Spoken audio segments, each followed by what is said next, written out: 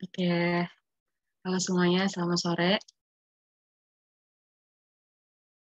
Selamat Kakak sore, buka ya. Kak. Kakak buka pertemuan hari ini. Assalamualaikum warahmatullahi wabarakatuh. Waalaikumsalam warahmatullahi wabarakatuh. Wabarakatuh.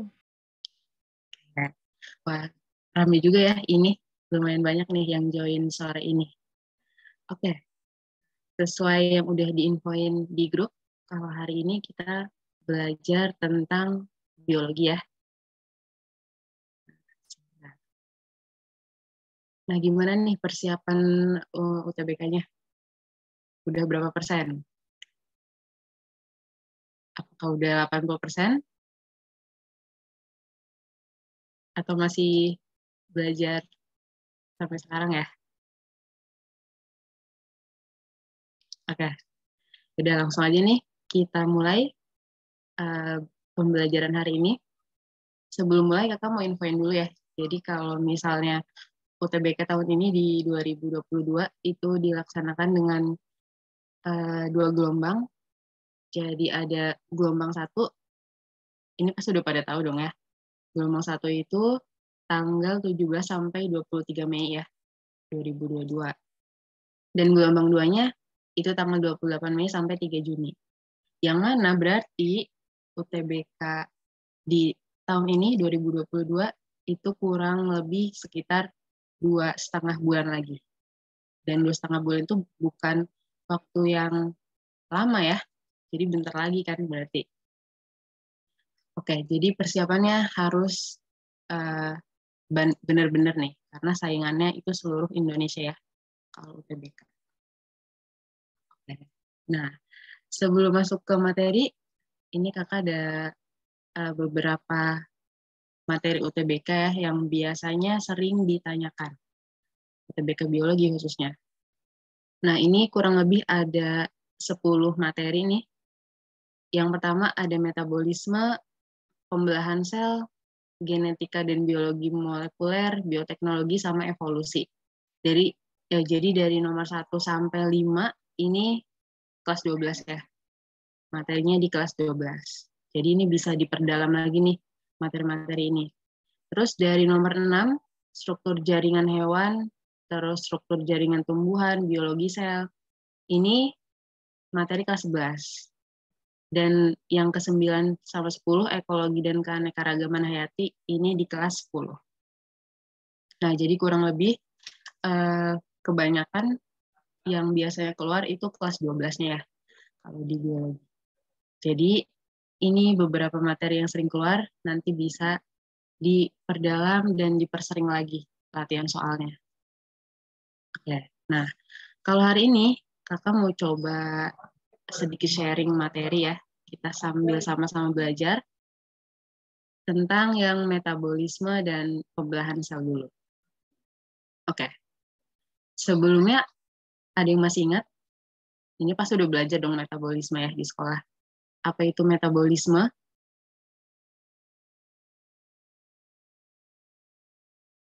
Yang masih ingat boleh open mic.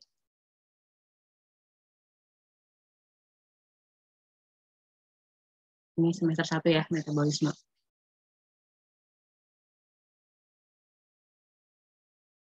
Oke, sepertinya agak-agak ini ya. Nah, kakak bahas sedikit ya tentang metabolisme nih, dari pengertiannya. Jadi kalau metabolisme itu bisa diibaratkan sebagai seluruh reaksi kimia yang terjadi dalam tubuh makhluk hidup. Nah, itu bisa dikatakan sebagai metabolisme. Dan di materi metabolisme itu yang dibahas ada 2 jenis. Yang pertama adalah anabolisme. Yang kedua adalah katabolisme. Apa nih bedanya? Kalau misalnya anabolisme, ini diartikan sebagai proses pembentukan ya. Proses pembentukan. Otomatis kalau kita mau membentuk sesuatu, itu dimulai dari senyawa yang sederhana dulu. Jadi proses pembentukannya dari senyawa yang sederhana menjadi senyawa kompleks. Senyawa kompleks. Itu anabolisme. Sedangkan katabolisme berarti kebalikannya. Kebalikan dari proses pembentukan berarti proses pemecahan atau penguraian. Otomatis kalau kita mau mengurai itu dimulai dari senyawa kompleks menjadi senyawa sederhana. Terus contohnya apa nih? Kalau anabolisme itu proses pembentukan. Pembentukan itu nama lainnya sintesis. Jadi anabolisme itu contohnya fotosintesis. Pokoknya yang ada sintesis-sintesisnya atau pembuatan-pembuatan itu masuknya ke anabolisme. Sedangkan katabolisme ini contohnya respirasi. Respirasi sel ya. Makanya kalau di materi metabolisme di sekolah itu membahasnya tentang fotosintesis dan respirasi. Gitu. Dan yang paling sering keluar di UTBK itu tentang fotosintesis. Jadi kali ini kakak coba jelasin yang fotosintesis ya. Oke.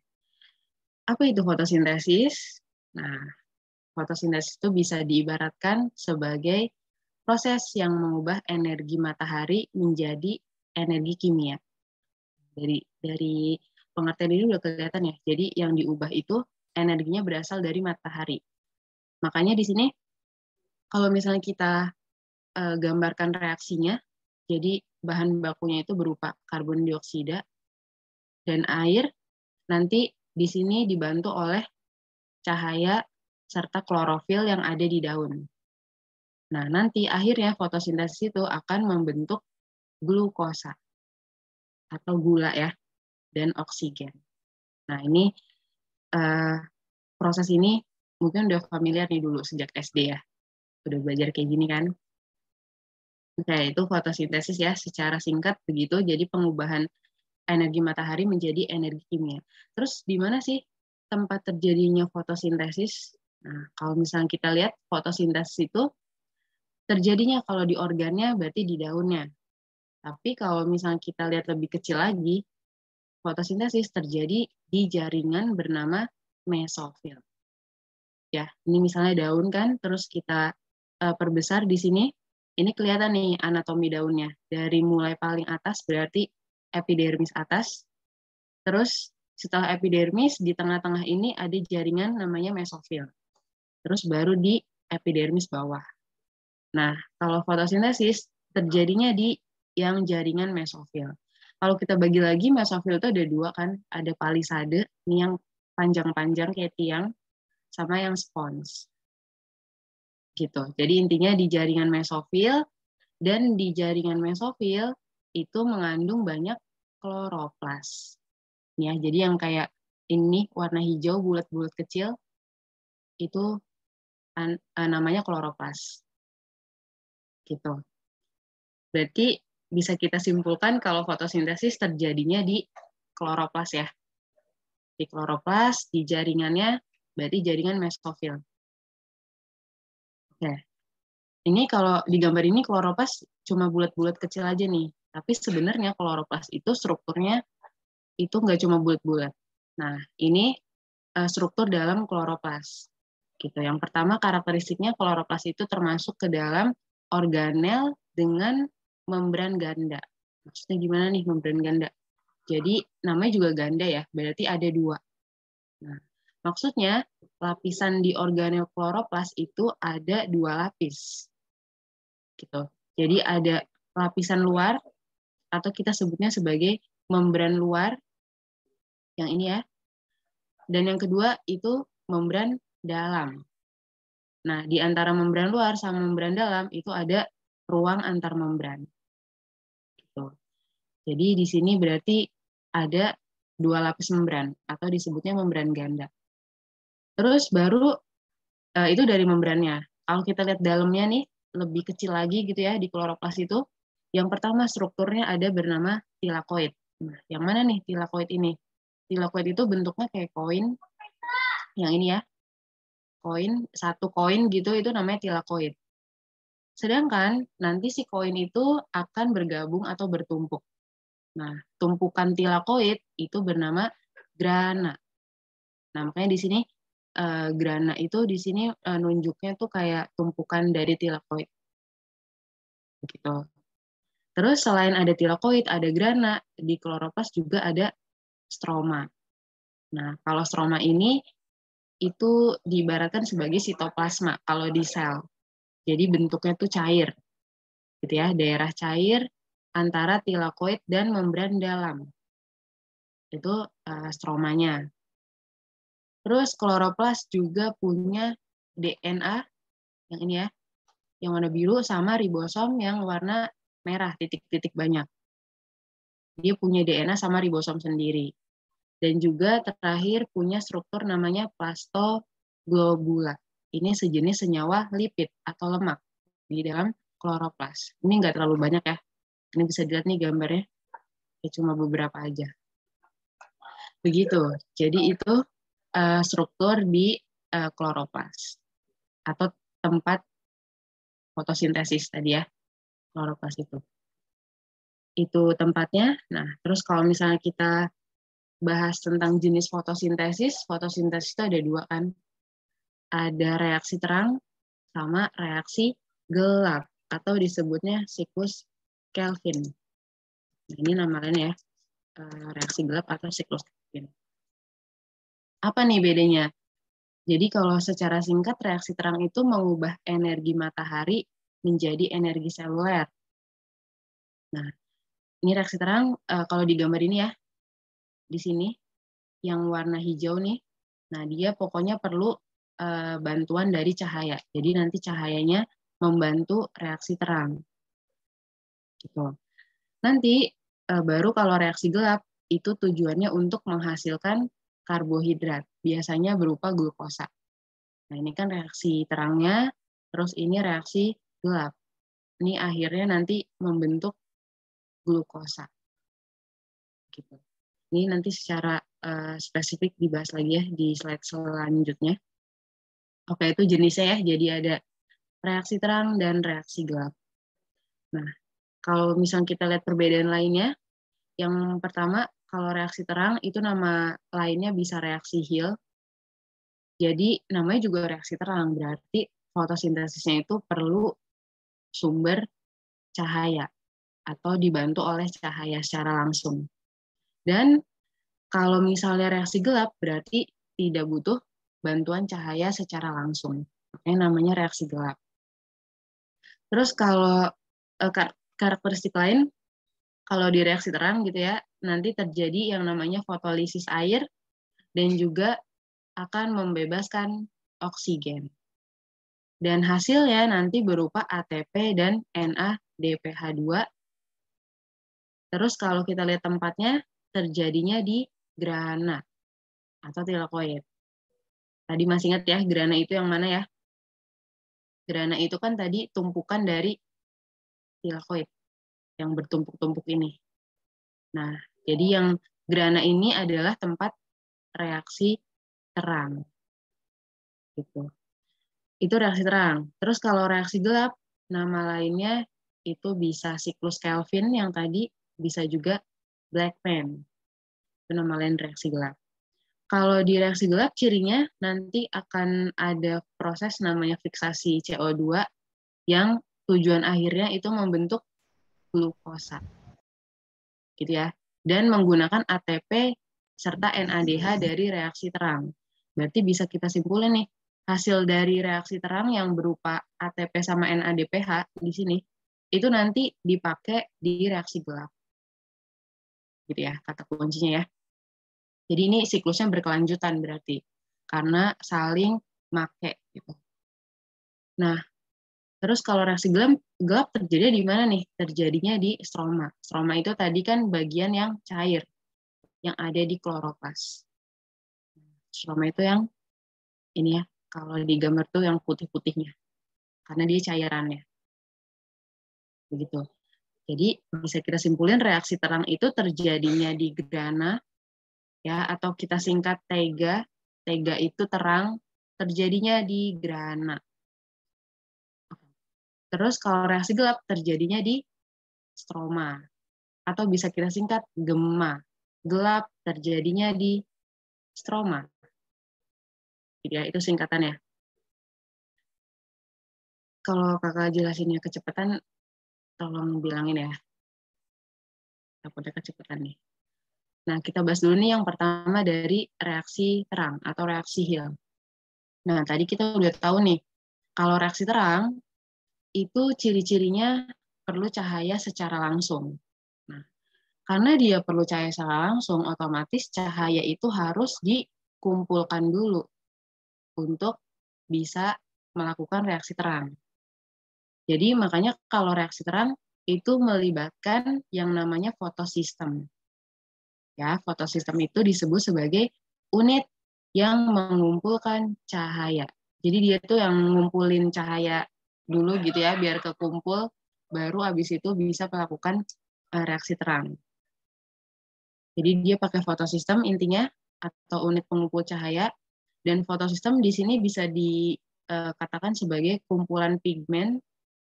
Pigmen itu berarti zat warna ya, kumpulan pigmen dan protein yang berasosiasi dengan membran tilakoid. Gitu, berasosiasi berarti kayak bekerja sama. Itu pengertian lain ya dari fotosistem. Dan kalau untuk fotosintesis, fotosistem yang paling efektif atau yang paling baik digunakan itu ada dua. Yang pertama disebutnya fotosistem 1. Fotosistem 1 itu artinya dia bisa menangkap cahaya dengan panjang gelombangnya 700. Ya, makanya disebutnya P700. Sedangkan kalau fotosistem 2, dia bisa nangkep cahaya panjang gelombangnya 680. Makanya disebutnya P680. Dan kedua fotosistem ini itu yang paling efektif ya buat fotosintesis. Oke, itu sekilas tentang fotosistem. Kalau misalnya kita lihat tahap reaksi terang ya, secara umum nih ada 3 tahap. Yang pertama itu tahap namanya aktivasi klorofil. Nah, maksudnya gimana nih aktivasi klorofil? Aktivasi itu berarti kan kayak mengaktifkan ya. Berarti aktivasi klorofil, si klorofilnya itu diaktifkan. Caranya gimana nih? Caranya, penangkapan foton dari cahaya matahari oleh klorofil memicu pelepasan elektron dari klorofil. Nah, berarti ini foton ya. Foton ini asalnya dari cahaya matahari. Gitu kan? Jadi si foton ini ditangkap oleh klorofil. Pas udah ditangkap, itu akan memicu pelepasan elektron. Nah, jadi nanti elektronnya lepas nih. Ya. Dia misalnya udah ditangkap, terus elektronnya lepas keluar. Akibatnya nanti klorofilnya jadi nggak stabil. Itu yang pertama. Jadi si klorofilnya diaktifin dulu intinya. Terus yang kedua nanti ada proses namanya fotolisis air. Sesuai namanya ya, foto itu cahaya, lisis itu pecah.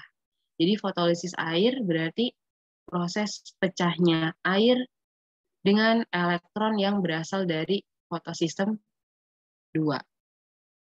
Gitu. Intinya pokoknya airnya tuh dipecah gitu, fotolisis air itu. Airnya dipecah, nanti pemecahan air itu akan menghasilkan 3 komponen. Apa aja nih hasilnya? Ada ion H+, elektron, sama oksigen. Gitu. Ini hasil dari fotolisis air.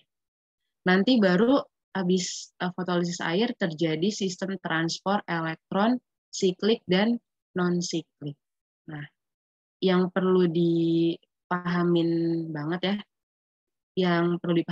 itu yang siklik sama non-sikliknya ya, kalau di reaksi terang. Nah, jadi kita sekarang bahas nih, siklik dan non-siklik. Ini kata Rida bertanya nih di chat ya, Kak ini masuk materi apa? Ini materinya tentang fotosintesis. Babnya di metabolisme ya, di kelas 12. Babnya metabolisme. Oke, jadi yang ketiga tadi transport elektron siklik dan non-siklik. Terus apa nih bedanya? Ya, siklik dan non-siklik. Nah, kita bahas dulu nih yang siklik. Jadi, berarti kalau siklik sama non-siklik itu ada kayak proses prosesnya atau per tahap-tahapnya. Kita bahas dulu nih yang siklik. Kalau yang siklik, pertama, fotosistem 1 menerima cahaya. Nah, kita lihat nih ya, fotosistem 1 tuh ceritanya ada di sini nih tempatnya. Ini fotosistem 1 nanti menerima cahaya. Pas dia udah menerima cahaya, nanti elektron di dalam fotosistem 1 akan mengalami eksitasi. Atau elektronnya keluar gitu ya. Makanya di sini ke atas nih. Elektronnya ke atas. Atau bahasa biologinya namanya eksitasi. Nah, baru nanti elektron dari fotosistem 1 atau P700 ditransfer ke akseptor elektron. Nah, akseptor elektron ini nama lainnya penerima elektron. Jadi intinya elektronnya lepas nanti diterima nih oleh akseptor elektron. Ya, atau penerima elektron. Nanti elektronnya akan masuk ke kompleks sitokrom. Jadi berarti dari fotosistem 1 ke atas terus ke sini, ke sitokrom. Nah, di sitokrom ini nanti bisa terjadi peningkatan energi. Makanya akan mengubah ADP jadi ATP. Gitu. Sehingga bisa kita simpulkan kalau di transfer elektron siklik itu menghasilkan ATP. Ya, dia cuma menghasilkan ATP. Oke, siklusnya yang ini nih. Ini kan dibulutin ya. Siklik. Gitu. Oke. Keulang ya. Secara singkatnya nih. Jadi berarti misalnya fotosistem 1 ini menerima cahaya yang ini ya. Nanti habis itu elektronnya keluar ke atas. Elektron tersebut diterima oleh penerima elektron. Di sini. Nanti dari penerima elektron, si elektronnya diteruskan ke kompleks sitokrom. Ke sini. Gitu. Nanti pas di kompleks sitokrom baru dihasilkan ATP. Gitu ya. Makanya bisa kita simpulkan kalau yang siklik itu hanya menghasilkan ATP aja. Gitu. Paham gak nih yang siklik? Paham nggak?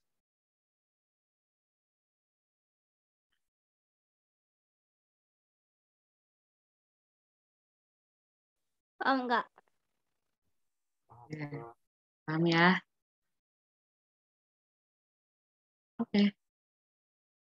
Oke, itu siklik. Terus kalau misalnya kita perjelas lagi, berarti selain menghasilkan ATP aja, kalau yang siklik itu cuma melibatkan satu fotosistem, yaitu cuma fotosistem 1. Ya. Nah, sekarang kita bedain nih sama yang non-siklik. Apa sih bedanya sama yang non-siklik? Pokoknya kalau yang non-siklik itu agak lebih panjang ya prosesnya. Bedanya apa nih? Nah, yang pertama nih, kalau yang non-siklik, dimulainya bukan dari fotosistem 1.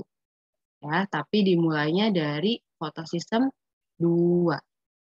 Atau tadi P680. Nah, misalnya gini, berarti si fotosistem 2, dia menerima energi dari cahaya. Otomatis, kalau fotosistem udah menerima energi, pasti nanti akan melepaskan elektron. Ya kan? Atau tadi namanya eksitasi. Berarti si fotosistem 2 menerima cahaya, terjadi eksitasi elektron. Ke atas gitu ya elektronnya. Terus, nanti elektron dari fotosistem 2 memecah molekul air. Oh. Makanya kalau di non-siklik itu terjadi fotolisis air. Karena berasal dari elektron fotosistem 2. Nah, sampai sini paham ya? Oke, kita ulangi nih. Berarti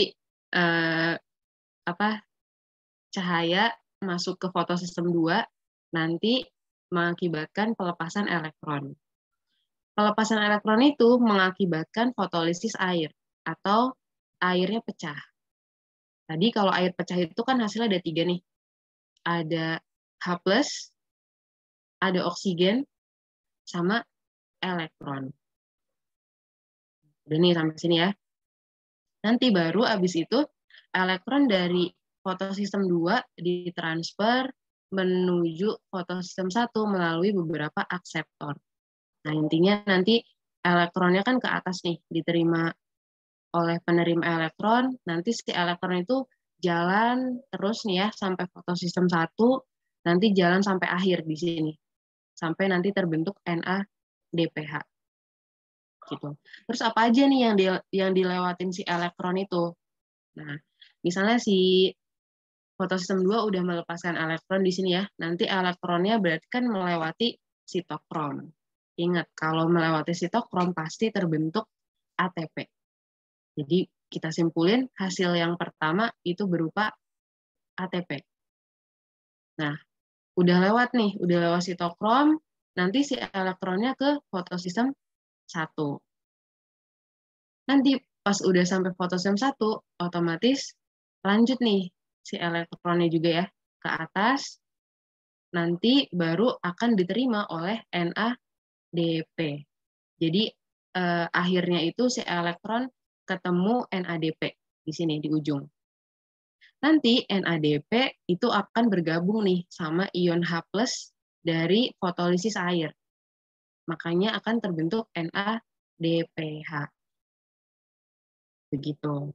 Makanya hasil dari non-siklik itu terbentuk NADPH juga.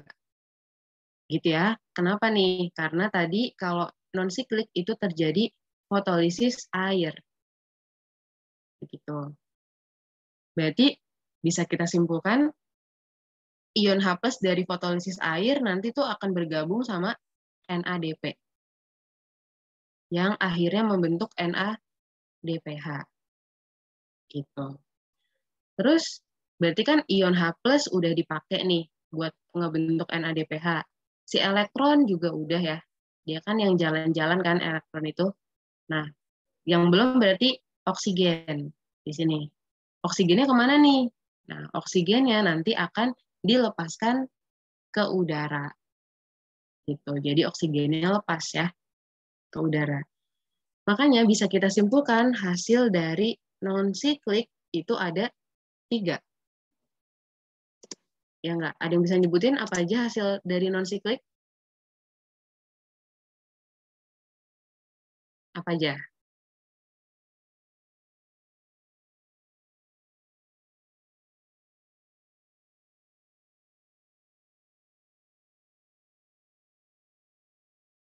Betul. Betul nih kata Susiana ya. ATP, NADPH, dan oksigen. Oke, betul. ATP berarti kan berasal dari sitokrom, ya kan? NADPH itu dari penggabungan NADP sama ion H, dan oksigen dari fotolisis air. Oke, sip, betul ya. Sedangkan kalau yang non-siklik ini cuma ATP. Ini hasilnya ATP aja nih, karena dia cuma pakai fotosistem 1. Oke, itu secara umum prosesnya ya.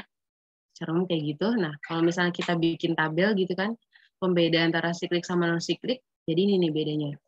Kalau kita lihat dari jenis fotosistemnya, berarti kan kalau siklik dia cuma pakai fotosistem 1. Kalau non-siklik pakai dua-duanya ya, fotosistem 1 sama 2. Susi mau bertanya ya? Angkat tangan, ada yang mau bertanya? Apa kepencet ini?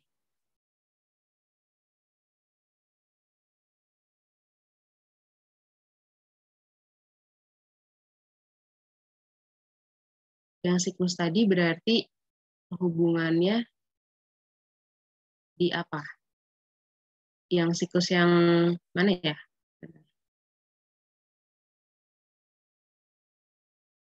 Siklus yang tadi, hubungannya di apa? Ini berarti tahap dari reaksi terang ya, atau jenis dari reaksi terang. Tadi aku baca ada tulisan siklus yang di non-siklik. Sebentar ya. siklus di non-siklik.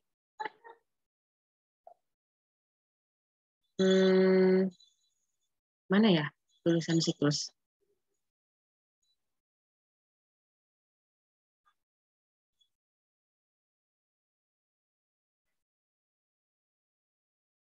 Mana coba bisa open mic nggak?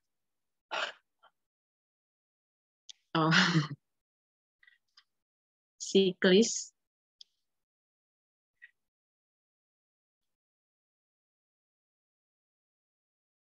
Gimana nih, salah baca apa gimana nih?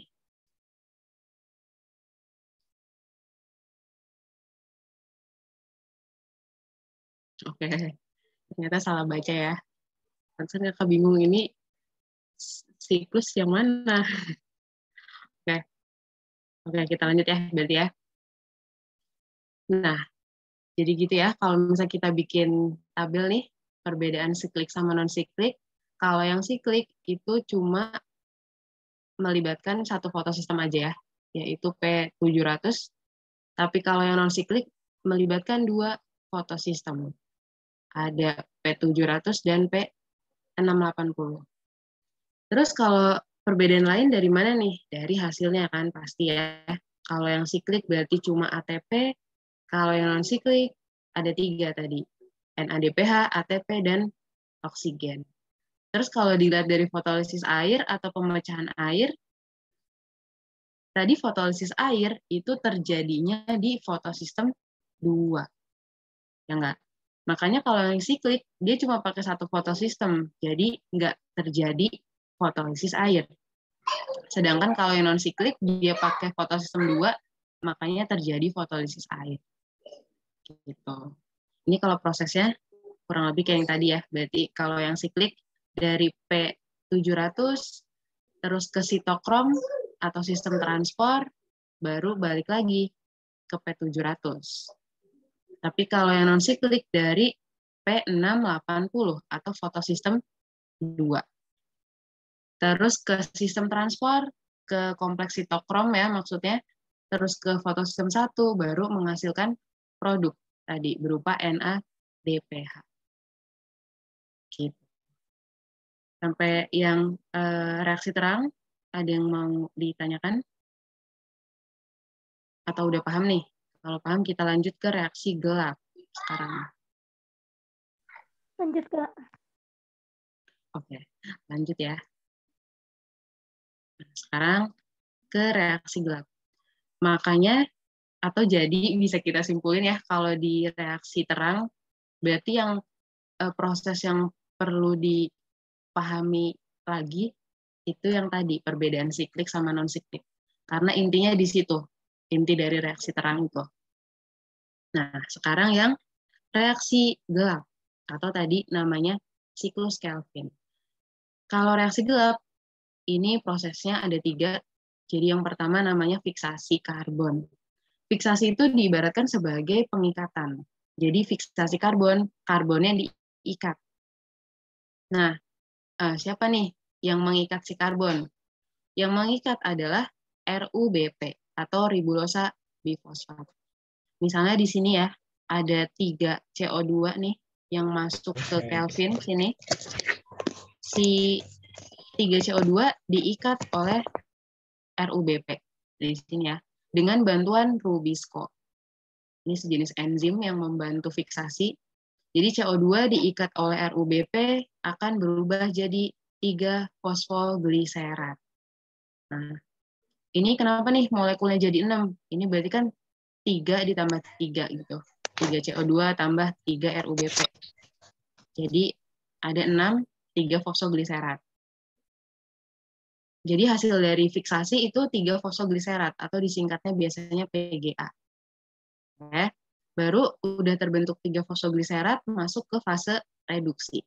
Nah, di fase reduksi ini nanti 3 fosfogliserat itu akan menerima fosfat dari ATP. Ya, ini kan ATP terus di sini jadi ADP. Nah, maksudnya di sini ATP itu menghasilkan atau bukan menghasilkan, ATP itu melepaskan fosfat.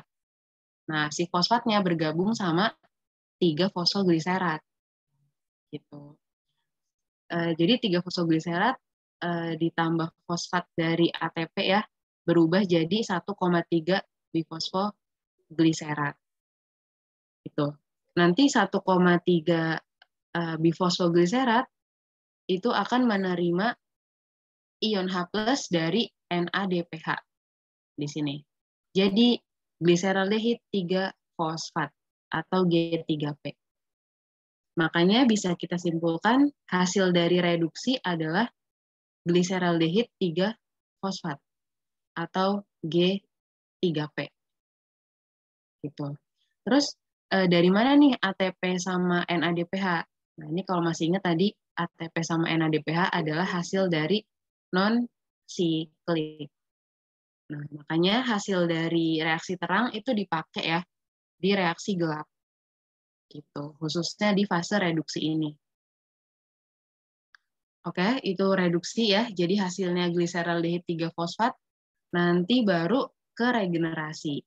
Nah, jadi si G3P ini nanti diregenerasi nih. Setiap 3 CO2 yang masuk di sini ya, 3 CO2 yang masuk itu akan menghasilkan 6 G3P. Nah, nanti G3P itu diubah lagi ke atas di sini jadi RUBP dan 1 G3P itu akan dibentuk glukosa atau C6H12O6. Makanya bisa kita simpulkan hasil dari siklus Kelvin itu hanya berupa karbohidrat, yaitu glukosa. Karena G3P yang lain itu dipakai buat RUBP ya, dipakai buat membentuk RUBP. Paham nggak nih prosesnya? Secara umum. Ada 3 proses.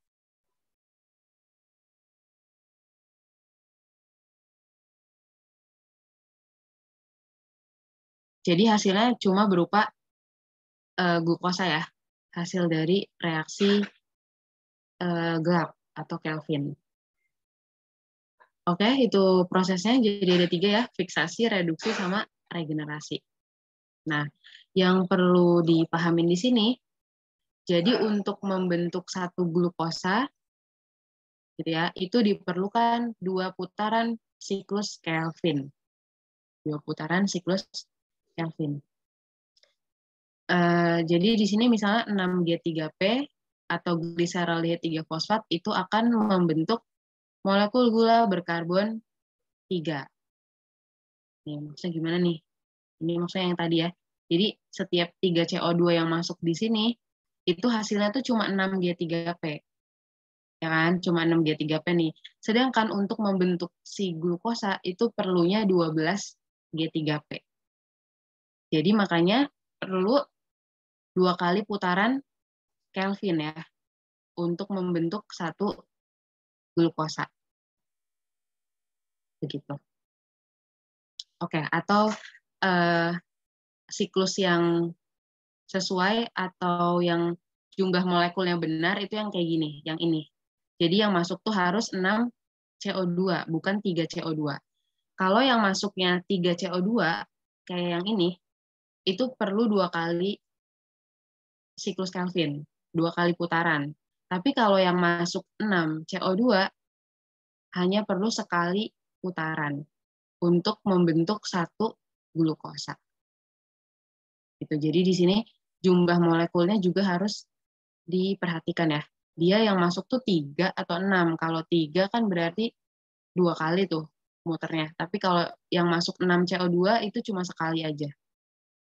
Gitu. Oke, terus apa nih? Selain itu yang penting di Kelvin, nah ini yang materi paling penting nih biasanya di Kelvin ya. Tadi kita udah tahu kalau reaksi gelap itu ada 3 proses, fiksasi, reduksi, regenerasi. Nah, jadi berdasarkan fiksasinya, tumbuhan itu nanti ada 3 jenis nih. Mungkin di sekolah udah sempat belajar ya. Ada tumbuhan C3, C4, sama satu lagi tumbuhan CAM. Kan? Apa nih bedanya? Sebenarnya perbedaan utamanya itu dari jumlah karbon yang dihasilkan. Kalau C3 berarti dia cuma menghasilkan 3 karbon pas fiksasi CO2. Tapi tumbuhan C4 sama CAM menghasilkannya 4 karbon waktu fiksasi CO2. Itu perbedaan umumnya atau klasifikasinya ya. Kenapa sih dinamainnya tuh C3, C4 sama CAM? Terus perbedaannya dari mana nih? Nah, perbedaan lainnya dari prosesnya. Kalau yang tumbuhan C3, ini dia melakukan fiksasi seperti biasa. Seperti biasa tuh maksudnya berarti sama kayak yang ini. Berarti kan CO2 diikat RUBP jadi 3 fosfogliserat. Itu kalau di tumbuhan C3. Ya, jadi prosesnya ini nih. Ya. Tapi beda nih sama tumbuhan C4 dan CAM. Kalau yang tumbuhan C4, dia harus melewati siklus yang bernama Hertzsprung dulu. Baru dia bisa ke siklus Kelvin. Kalau siklus Hertzsprung, prosesnya agak beda nih sama yang Kelvin ini. Bedanya apa nih? CO2 bukan diikat oleh RUBP, tapi diikatnya oleh PEP atau fosfoenol pirufat. Ya, jadi kalau Hertzsprung CO2 diikat oleh PEP, nanti akan berubah nih jadi asam oksaloasetat. Nanti oksaloasetat berubah jadi asam malat, baru dari asam malat berubah jadi pirufat dan melepaskan CO2. Gitu. Nih, jadi ini prosesnya ya. Kalau yang Hertzsprung baru udah terbentuk nih CO2. Nah, si CO2-nya masuk ke Kelvin. CO2 diikat RUBP jadi PGA. Gitu. Jadi intinya ada 2 proses ya. Yang pertama Hertzsprung, yang kedua Kelvin. Oke. Kalau yang CAM juga sama nih. Dia harus Hertzsprung dulu baru bisa Kelvin. Berarti kan Hertzsprung itu CO2 plus PEP dan nanti akhirnya menghasilkan asam pirufat dan CO2. Ini ya. Kalau Kelvin berarti yang normal, CO2 RUBP plus PGA. Terus apa nih bedanya antara C4 dan CAM?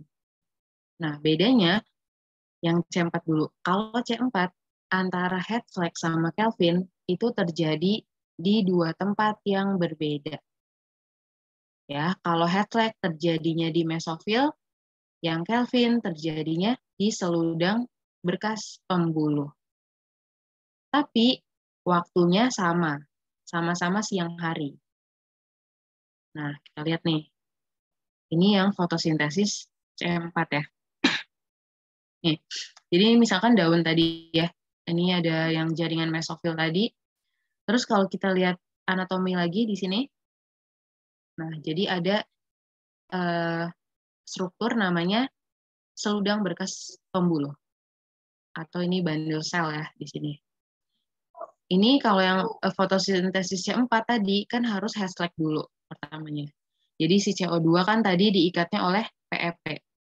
Terus jadi oksaloasetat, jadi malat, nanti malat melepaskan CO2 dan pirufat. Ya. Nanti baru si CO2-nya masuk ke Kelvin.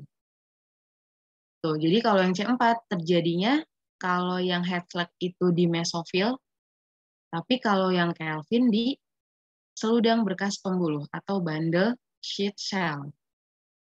Gitu. Jadi intinya di 2 tempat yang berbeda ya.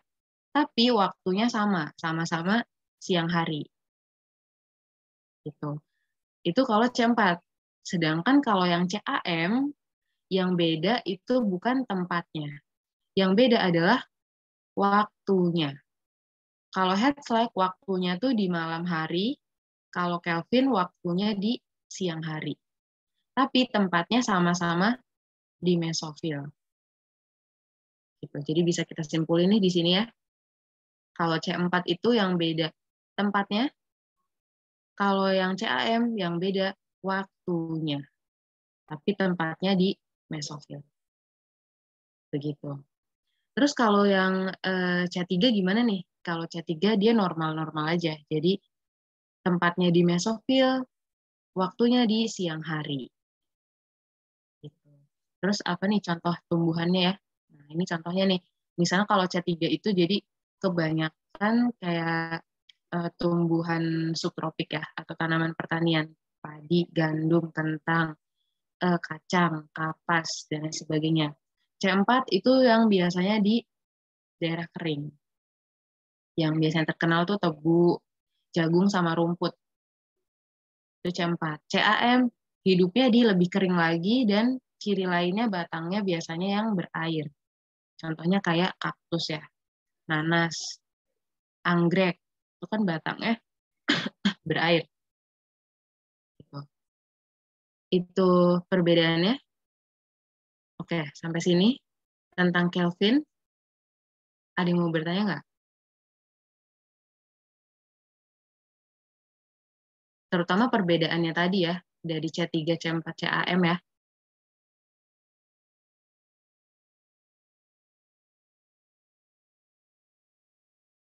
Jadi tambahannya berarti di sini kalau yang C4, CAM ada siklus tambahan.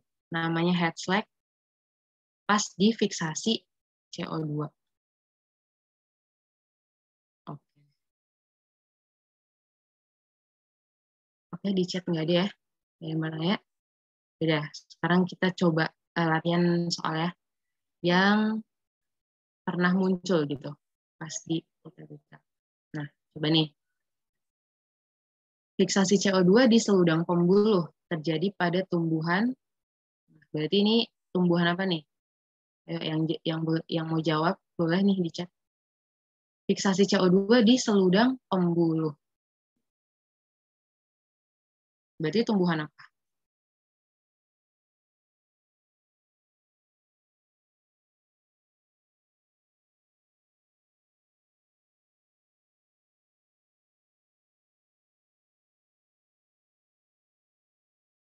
Kata Devi A, yang lain Rida A.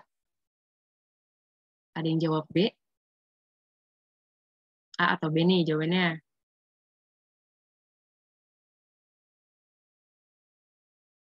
Yang A udah 3 orang. Jawaban yang benar. Oke, kita analisis dulu deh. Oke. Fiksasi CO2 di seludang pembuluh. Nah, berarti tumbuhan yang fiksasi di seludang pembuluh itu kan cuma satu tumbuhan, yaitu tumbuhan C4. Ya enggak? Kalau misalnya kita eh, atau review lagi, tadi kan kalau C3 itu terjadinya di mesofil. Mesofil. C4 itu kan tadi di 2 tempat yang berbeda, yaitu di mesofil dan seludang berkas pembuluh. Dan CAM terjadinya di mesofil. Gitu ya. Berarti kita harus analisis nih dari A sampai E yang mana yang termasuk C4. Jadi kan udah kakak kasih tahu tuh ya contoh tumbuhannya ya. Tebu itu masuknya C4. Nanas CAM kan. Padi C3. Mangga ini C3 juga. Kaktus CAM. Berarti jawaban yang benar adalah yang tebu di tumbuhan C4. Gitu. Ini 2019 ya. Keluarnya contohnya. Jadi kayak gitu. A jawabannya. Nah, ini soal lain. Pada tumbuhan C4 dan CAM. Yang ditanya senyawa stabil pertama yang dibentuk setelah fiksasi CO2 adalah kira-kira siapa? Apa tuh yang dibentuk pertama kali pas fiksasi CO2? Masih ingat nggak molekulnya?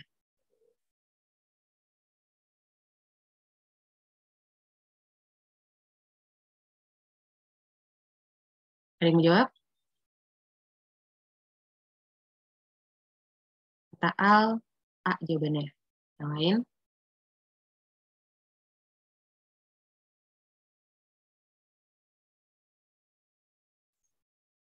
Ridho A, Devi A. Betul ya jawabannya ya? Ya kan?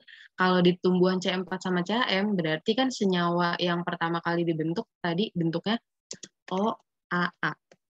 Ya enggak? Atau asam oksaloasetat. Ini ya. Berarti yang A. Nah, yang mana sih materinya tadi? Yang ini. Nah, ini kan kalau C4 sama CHM setelah fiksasi CO2 nih, yang pertama, berarti kan senyawa yang pertama kali terbentuk itu namanya asam oksaloasetat. Baru kalau yang C3, 3 fosfogliserat. Ya, itu kalau yang C3. Nah, berarti kalau yang jawabannya 3 fosfogliserat ini C3 nih. Ya enggak? Asam malat itu setelah oksaloasetat, berarti bisa kita katakan senyawa kedua. Asam pirufat ini berarti sebelum masuk ke Kelvin ya. Tadi kan dari asam malat, terus dia menghasilkan asam pirufat dan CO2. Jadi bukan pirufat dong pasti. Kan? Salah nih. Fosfogliserdehid ini hasil dari mana coba? Reduksi ya.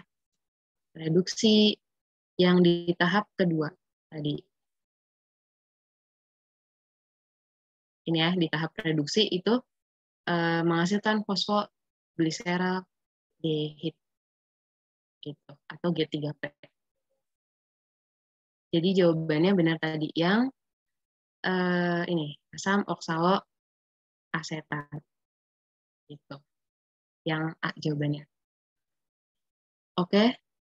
Satu lagi nih latihan soalnya. Nah, di sini perhatikan penampang melintang daun tebu di atas. Nah, ini ceritanya daun tebu nih. Yang ditanya sebelum ditranslokasikan ke bagian lain, molekul sukrosa harus dipindahkan dari bagian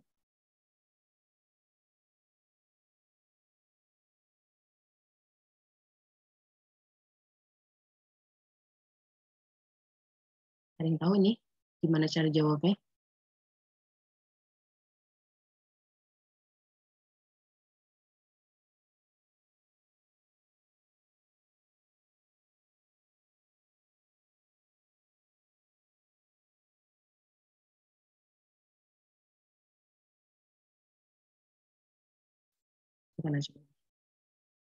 Ini kan kalian sebelum ditranslokasikan ya ke bagian lain.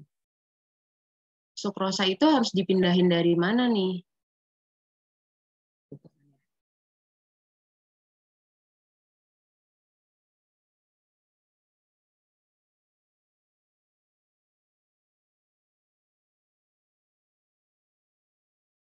Kata kuncinya di sini apa coba?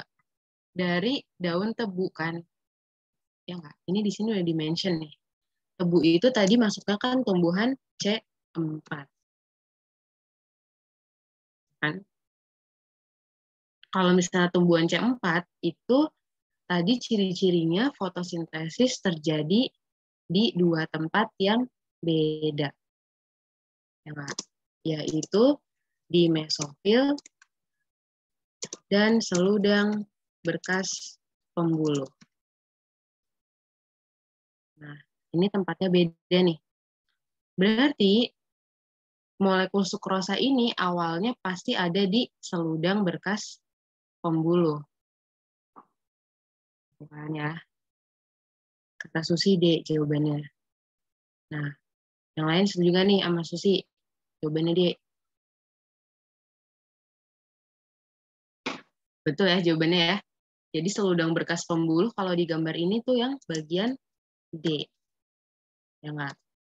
Jadi awalnya tuh di seludang berkas pembuluh nih. Yang di D baru dipindahkan ke C. C itu adalah phloem. Phloem ini berarti kan fungsinya buat mengangkut hasil fotosintesis. Gitu. Ya, ini berarti dari D ke C. C itu berupa phloem yang fungsinya untuk mengangkut hasil fotosintesis. Oke. Jadi jawabannya yang D ke C. Oke, itu beberapa contoh soal ya tentang fotosintesis di UTBK sebelum-sebelumnya. Sampai sini yang fotosintesis ada yang mau bertanya?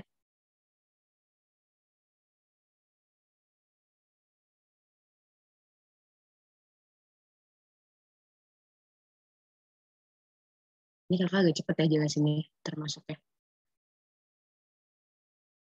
Nggak ada ya? Oke, nggak ada. Ya udah, kita lanjut nih ke materi yang kedua nih. Ini juga biasanya sering keluar ya di UTBK. Materinya pembelahan sel. Nah, ini juga di kelas 12. Kita sambil review-review aja ya. Pasti kan di sekolah juga belajar kan ini, pembelahan sel. Kalau kita lihat dua macam pembelahan pada manusia, itu kan ada pembelahan mitosis dan meiosis. Lihat nih perbedaannya. Intinya kalau mitosis, kita bahas yang mitosis dulu. Nggak ada chat. Oh, oke. Sampai 17.20 kata Kak Isan. Ya Kak, sampai 17.20 Kak. Oke. Nih, kita bahas dari perbedaannya dulu ya. Nah, jadi kalau misalnya yang mitosis dulu, mitosis itu nanti hasil akhirnya akan menghasilkan dua sel anak, dan kromosomnya sama kayak kromosom induk. Oke, jadi kromosom anaknya tuh sama nih. Misalnya gimana sih? Misalnya sel induknya tuh kromosomnya 2N. Berarti anaknya tetap ya 2N. Nah, sedangkan kalau meiosis ini kebalikan dari mitosis. Kalau mitosis tadi jumlah kromosomnya sama kayak sel induk. Tapi kalau meiosis jumlah kromosomnya setengah dari sel induk. Jadi setengahnya ya. Terus kalau mitosis tadi menghasilkan 2 sel anak, tapi kalau yang meiosis ini menghasilkannya 4 sel anak. Itu udah beda tuh, 2 perbedaan ya. Terus tempat terjadinya juga beda nih. Kalau yang mitosis terjadinya tuh di sel somatis atau sel tubuh. Tapi kalau yang meiosis terjadinya di sel gamet atau sel kelamin. Nah, itu 3 nih perbedaannya. Terus perbedaan yang lain dari fungsinya ya. Kalau mitosis itu lebih ke pertumbuhan sel tubuh sama regenerasi sel. Jadi buat pertumbuhan sama regenerasi. Ini mempertahankan, maksudnya meiosis ya. Salah, maaf nih. Jadi kalau yang mitosis ada 2 ya tujuan utamanya gitu, pertumbuhan sama regenerasi. Tapi kalau meiosis ini mempertahankan jumlah kromosom saat pembentukan zigot. Pokoknya kalau meiosis intinya tuh dia berhubungannya sama sel kelamin atau sel gamet. Itu meiosis. Oke, itu perbedaannya. Nah, kita bahas yang mitosis ya. Mitosis nih. Intinya kalau yang mitosis sama meiosis itu ada tahapan-tahapannya. Nah, tahapannya apa aja nih? Bisa kita singkat sebagai promat. Apa nih promat itu? Pro itu berarti kan profase ya. M-nya metafase, A-nya anafase, dan T-nya telofase. Dan masing-masing tahap itu ada ciri-ciri khususnya.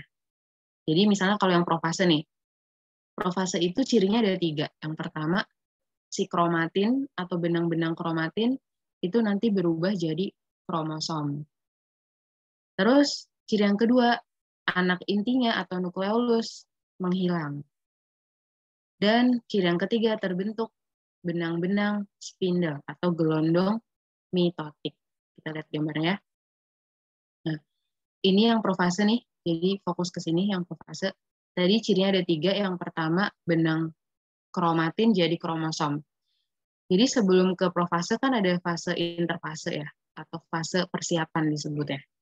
Nah, waktu interfase itu masih berbentuk kromatin, atau ini yang belibet gini ya, yang warna ungu kan, ini si kromatin nih. Pas di interfase, tapi pas di profase, kromatinnya udah berubah jadi kromosom. Jadi kayak gini ya. Nah, itu ciri yang pertama tadi. Terus ciri yang kedua, nukleolusnya menghilang. Nukleolus itu anak inti. Nah, di interfase itu masih ada nih anak inti nih ya, kelihatan bulat nih. Tapi pas di profase dia udah nggak ada, udah hilang. Jadi anak intinya menghilang. Terus yang ketiga tadi terbentuk namanya benang-benang spindle, enggak? Atau gelondong mitotik. Yang mana sih benang spindle itu? Nah, yang ini. Nih, ini kan awalnya cuma sentromer nih, 2. Tapi pas ke profase ini udah kayak ada benang-benang spindle yang panjang-panjang ini ya. Itu di profase. Intinya ada 3 proses, terus masuk ke prometafase. Kalau prometafase, cirinya sebenarnya di sini nanti membran intinya terfragmentasi, melebur, dan menghilang. Membran inti tahu ya yang mana ya? Membran inti itu berarti kan yang di paling luar dari nukleus, yang ini. Yang luar nih. Jadi pas prometafase dia udah terfragmentasi atau pecah. Ya, jadi udah nggak ada nukleus lagi nih. Dia udah pecah. Terus ciri yang kedua tadi si benang-benang spindelnya memanjang ke pertengahan sel. Nah, itu di prometafase. Nih, awalnya dia di pinggir gini kan. Tapi pas prometafase dia udah panjang-panjang terus di tengah-tengah sel. Ini kan jadi panjang-panjang nih. Itu prometafase. Terus habis prometafase, terus kan metafase. Nah, kalau metafase pokoknya cirinya kromosomnya itu berderet di tengah. Ya, kromosom bergerak dan berjajar di tengah sel atau disebutnya bidang ekuator atau lempeng metafase. Nah, ini kan awalnya misalnya acak-acakan nih di yang prometafase. Pas metafase dia jadi rapi gitu. Dia bergerak di tengah. Nah, itu metafase intinya. Terus habis itu ke anafase. Kalau anafase kromatidnya bergerak ke kutub berlawanan. Ini jadi ada yang ke atas ya. Ini kan kelihatan nih lengannya ada 4 ya. Satu ini ada 4. Ada yang ke atas, jadi ada yang ke atas, ada yang ke bawah. Atau ininya masing-masing kromatid bergerak ke kutub berlawanan. Tuh, jadi ke atas sama ke bawah. Baru yang ke telofase. Nah, ingat nih, pokoknya kalau telofase itu kebalikan dari profase. Nah, ingat nih, tadi kan ciri profase yang pertama, benang-benang kromatin berubah jadi kromosom. Berarti pas di telofase, kromosom berubah lagi nih, jadi kromatin. Tuh, gambarnya kayak gimana sih? Nah, ya, ini ceritanya benang-benang nih, benang-benang kromatin. Terus ciri yang kedua tadi profase nukleolusnya menghilang. Nah, berarti pas di telofase, nukleolus atau anak intinya terbentuk lagi. Ya, nukleolus forming. Dia jadi kebentuk lagi, dan terakhir akan terbentuk 2 sel anak. Ini kan tadinya dia 1 sel nih, terus ke telofase membentuk jadi 2 sel anak. Gitu, ini ceritanya mau ngebelah nih ya, jadi 2. Itu kenapa nih dia bisa ngebelah jadi 2? Karena terjadi yang namanya sitokinesis atau sitoplasmanya membelah. Ya, sitoplasma itu kan cairan yang di dalam sel nih. Jadi dia ngebelah, makanya nanti terbentuk 2 sel anak. Gitu. Itulah kenapa tadi kalau yang mitosis hasilnya 2 sel anak. Ya, itu siklus mitosis. Nah, sekarang kita latihan soalnya nih. Yang pembelahan sel ya. Nah, coba nih. Ini 2019 juga nih tentang pembelahan sel. Setelah telofase 1 meiosis, kromosom tiap sel anak adalah, yang perlu diketahui tadi kalau meiosis, tadi kan belum kasih contoh ya, kromosom ya, benar nih, saya kasih dulu ya. Jadi kalau misalnya yang, mana nih, nah ini, kan kalau yang mitosis itu tadi jumlah kromosom sel anak sama kayak induk. Nah, jadi sel induknya itu awalnya misalnya 2N. 2N itu berarti kan diploid namanya. Diploid berarti nanti sel anaknya itu tetap ya. Berarti sel anaknya tetap 2N. Atau namanya diploid. Gitu kan? Itu kalau yang mitosis. Tapi kalau yang meiosis, tadi jumlah kromosomnya setengah dari sel induk. Nah, jadi kalau misalnya sel induknya 2N, berarti otomatis sel anaknya cuma N aja. Gitu ya. Atau namanya haploid. Ini maksud tadi perbedaannya ya. Ini nanti diploid. Oke, jadi intinya di sini berarti sel induk tuh awalnya pasti diploid atau 2N. Kalau di yang pembelahan mitosis dan meiosis. Oke. Nah, di sini yang di soal ini yang dimention pembelahan meiosis. Berarti kromosom anaknya yang mana nih jawabannya?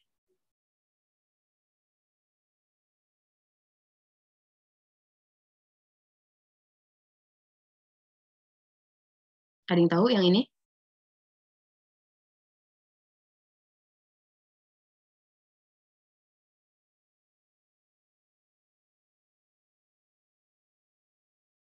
Ini udah pada tahu haploid diploid kan ya di sekolah ya?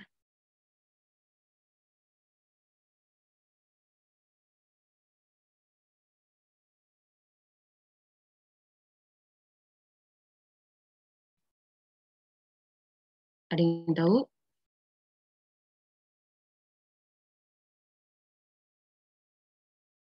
Mungkin belum pada tahu kali Kak. Lanjut bahas aja. Soalnya belum ada yang jawab dari tadi. Kalau yang tadi kan pada Yes, cepat tuh. Oke. Oke. Nah, ini sebenarnya ya. Oh, nggak tahu Kak. Oke. Tadi kan kalau pembelahan meiosis jumlah kromosomnya setengah ya. Kromosom sel anak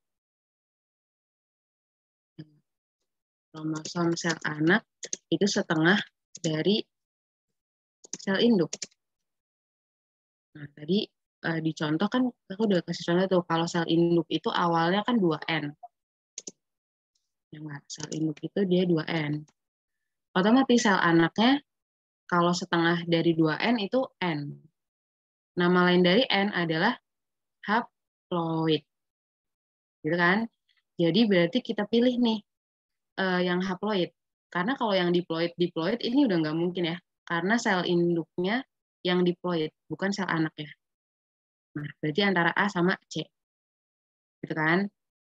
Yang perlu diperhatikan di sini, dia tersusun dari satu kromatid tunggal atau dari 2 kromatid. Sebelum udah pada tahu belum nih perbedaan kromosom sama kromatid. Jadi ada perbedaannya ya. Nah, ini contohnya. Jadi kalau yang kromosom yang disebut kromosom itu semua komponen. Jadi antara warna kuning dan warna biru. Itu disebutnya kromosom. Tapi kalau setengahnya aja, jadi hanya warna kuning atau hanya warna biru, itu disebutnya kromatid. Gitu. Jadi yang benar jawabannya yang 2 kromatid. Gitu ya. Karena kalau yang 1 kromatid kan nggak mungkin ya. Masa dia cuma setengah doang? Ya enggak. Jadi makanya yang 2 kromatid. Atau 2 kromatid berarti sama aja kayak 1 kromosom. Gitu. Ini kalau yang A ya, 1 kromatid tunggal, ya kan berarti cuma yang warna kuning aja kan, setengah aja. Kan bukan, salah. Ya, jadi yang C. Oke, satu lagi nih. Ada yang soalnya. Ya, lagi batuk soalnya. Oke. Nah, ini mikrograf suatu sel tikus sedang membelah menunjukkan adanya 19 kromosom. Nah, jadi ada 19 kromosom dan masing-masing terdiri dari 1 kromatid. Oke. Jadi udah tahu ya perbedaan kromosom sama kromatid. Nah, Jadi ada 19 kromosom, tapi masing-masing terdiri dari satu kromatid. Yang ditanya dari informasi tersebut dapat diketahui bahwa mikrograf itu diambil pada fase apa?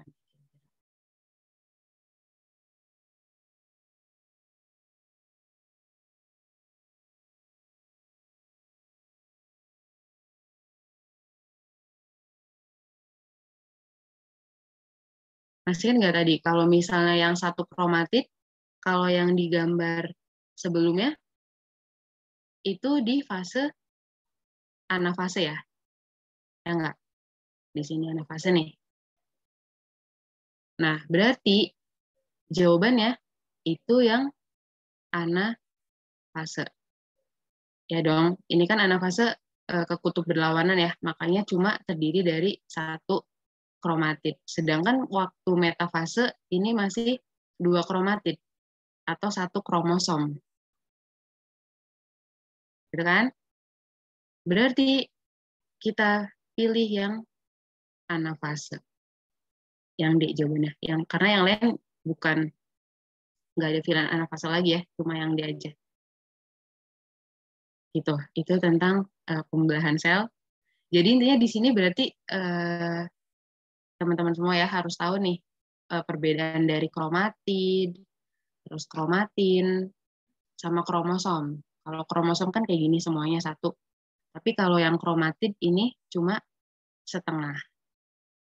Setengah aja. Tahu ya kenapa anafase ya tadi ya? Karena tadi pas anafase si kromatidnya ke kutub berlawanan kan, dia ke atas sama ke bawah. Gitu. Jadi pas satu kromatid itu teramatinya waktu fase anafase. Gitu. Jadi yang D jawabannya. Oke, sampai sini kita belajarnya nih tentang pembelahan. Ada yang mau bertanya? Iya, 17 juga ya waktunya. Benar ya tadi jawaban Susi ya? Cek jawabannya. Oke, jadi ya. Nah, karena nggak ada, oke nih kakak sebelum menutup ada sedikit informasi ya bagi teman-teman semua nih. Ini kan kita udah tahu nih kalau misalnya UTBK itu bentar lagi kan, kurang dari 3 bulan lagi nih, sekitar 2 bulan aja. Nah, karena waktunya semakin dekat, ini kakak mau nawarin nih penawaran spesial dari Bimbel Hero Digital ini. Nah, ini dengan biaya cuma 500.000 aja, ya kan Kak? 500 ya biayanya ya. Ya, Kak. Biayanya 500.000 aja, kalian tuh udah dapet banyak banget nih fasilitasnya ya. Ada TO, ada kuisnya, terus ada live teaching nih kayak sekarang kan, ada e-book, sampai nanti ke file kaji dan pembahasan soal ya, setiap dikasih soal atau TO gitu kan. Dan ini pendaftarannya nih udah mulai nih dari sekarang ya, dari tanggal 3 sampai 27 Maret, dan kegiatan pembelajarannya kalau misalnya kalian daftar sekarang itu sampai H-1 UTBK. Gitu. Jadi nih kalau menurut kakak kesempatan yang sangat langka ya, karena ini murah banget nih dibandingkan bimbel-bimbel lain. Dan fasilitasnya nggak kalah menarik. Ya kan? Terus siapa tahu kalau misalnya ada yang berminat ke sekolah kedinasan juga kan, sekarang banyak nih yang nantinya bakal buka gitu ya. Nah, Bimbel Hero Digital juga menawarkan kelas buat bimbel online kedinasan dan CPNS. Kalau ini harganya cuma 350.000 aja. Ini malah lebih murah ya dibanding UTBK. Ini nanti kalau yang bimbel kedinasan mulainya sekitar April ya. Sekitar April sampai H-1 ujian SKD 2022. Ini fasilitasnya juga banyak banget. Dan kalau mau lebih jelas bisa langsung hubungi Kak Isan ya, berarti ya, Kak? Ya, Kak. Langsung DM IG Hore Digital atau langsung chat ke WhatsApp-nya. Itu nomor kakak tuh. Iya benar. Oh iya benar nih. Tuh ini udah lengkap banget ya di sini ya. Ada WhatsApp, ada IG-nya, bisa tanya-tanya dulu. Terus juga ada channel YouTube-nya buat yang mau lihat video pembahasan kayak Zoom, terus ada video pembelajaran, semua ada di channel YouTube gitu. Tuh, iya betul. Nanti di-upload ya Kak berarti ya. Ya di-upload setiap ada Zoom masih di-upload gitu. Jadi Oke buat Kak. yang mau persiapan UTBK bisa aja daftar bimbelnya, bimbel premium cuma 500.000. Nanti kita hampir setiap minggu akan ada live teaching via Zoom, baik Saintek maupun Sosum, nanti juga ada TPS-nya juga gitu. Jadi kita ada grupnya masing-masing, grup premiumnya, ada yang grup khusus Saintek, ada grup khusus Sosum. Hampir tiap minggu akan ada live teaching via Zoom kayak gini, dan akan ada kuisnya juga gitu. Kuis sama lacol gitu. Untuk layout, kita ada menggunakan web CBT. Untuk kuis, kita kadang pakai Google Form atau pakainya Quizizz ya. Kalau untuk layoutnya pakainya web CBT. Untuk yang kedinasan juga sama kan, mungkin info ada yang kepingin masuk stan kan sekarang pakai TPS ya. Untuk yang tahun ini masih pakai TPS lagi. Kayak tahun kemarin kan juga pakai TPS, sekarang juga pakai TPS lagi. Jadi buat yang mau ikut UTBK-nya karena pengen daftar stan, bisa juga tuh yang ada, kita ada bimbel online kedinasan dan CPNS, cuma 350.000. Untuk layoutnya kita udah pakai web CAT, udah soalnya terupdate ya. Sama untuk kuisnya, kalau kuis kita masih sama kayak tadi, kalau nggak pakai Google Form atau nggak pakainya Quizizz. Dan hampir tiap minggu juga kita akan ada live teaching kayak gini via Zoom juga. Gitu. Hampir sama sih fasilitasnya kayak yang UTBK. Kalau ingin info lebih lanjutnya bisa tanya aja di IG Hore Digital atau chat ke WA adminnya. Jangan lupa follow IG Hore Digital sama subscribe channel YouTube-nya ya. Jangan lupa nanti malam kita ada Zoom lagi, live teaching matematika bersama Kak Bagas. Nanti link Zoom-nya di-share ke grup binaan Hore Digital. Kita jadi ada grup binaan gitu, grup belajar yang untuk umum, gratis kok, yang ada yang gratis, tapi nggak lengkapin ya fasilitasnya ya. Paling cuma buat kayak kuis sama live teaching doang gitu, nggak dapat materi, nggak dapat apa segala macem. Yang paling buat kalau yang kepingin kayak kuis latihan soal, ingin ikut zoom-nya itu ada kita grupnya, grup diskusi gitu. Nanti kalau yang pengen join bisa DM aja IG Hore Digital gitu. Untuk link Zoom matematika nanti bisa kakak share di IG Hore Digital, bantuin aja terus IG Hore Digital sama di grup-grup binaan IG Hore Digital. Itu ya. Ada pertanyaan sampai sini? Belum kakak akhiri. Untuk recordnya nanti diupload di channel YouTube-nya. Link channel YouTube-nya ada di bio IG Hore Digital. Kalau nggak ada pertanyaan, kakak tutup ya, kakak Heri. Terima kasih Kak Indri sebelumnya udah memberikan materi dan mengajar hari ini. Terima kasih yang lainnya buat yang udah hadir. Ya, sama-sama Susiana. Terima kasih buat yang udah hadir. Semoga ilmunya berkah. Untuk Kak Indri juga semakin bebas. Semoga kalian bisa mengerjakan UTBK-nya nanti. Waktunya tinggal sekitar 3 bulan lagi ya. 3 bulan lagi atau 2 bulan lagi itu. Untuk yang gelombang 1 mungkin 2 bulan lagi, untuk yang gelombang 2 masih ada waktu agak sekitar 3 bulan lagi ya. Jadi dipersiapkan gitu. Kalau yang kepingin lebih di intensif, belajar intensif, bisa aja join ke bimbelnya. Kita nanti akan selama 3 bulan ini, 3 bulan full ya, akan intensif belajar UTBK, persiapan. Semoga ya kalian bisa dengan mudah mengerjakannya.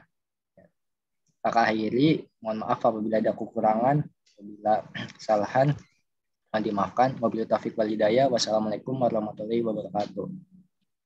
Ya, sama-sama Devi, sama-sama Susiana. Ya. Buat yang live, silakan live ya.